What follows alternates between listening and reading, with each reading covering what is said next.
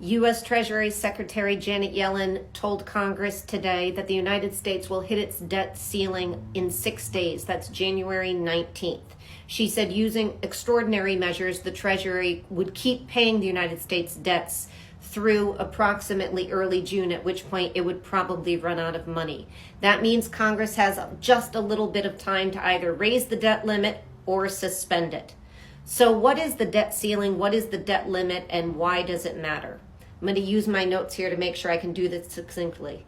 It is the limit on the total amount of money that the U.S. government is authorized to borrow to pay its bills.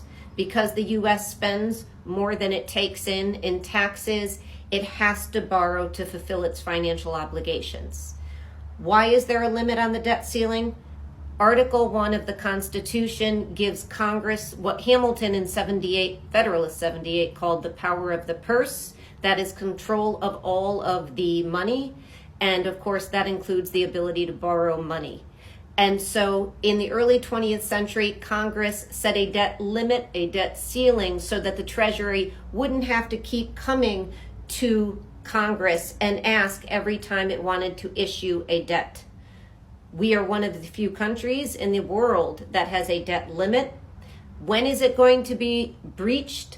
We just learned January 19th, that is 6 days with extraordinary measures that buys us through June, early June, approximately, at which point Congress either has to raise the limit or suspend the debt ceiling.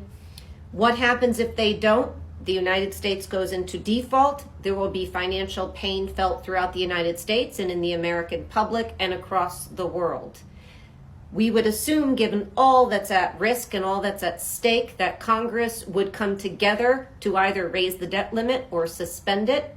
But of course, for those of us who have been watching the 118th Congress so far, we know that it only takes just a very small number of congressmen or women to stop actions such as raising the debt limit or suspending it.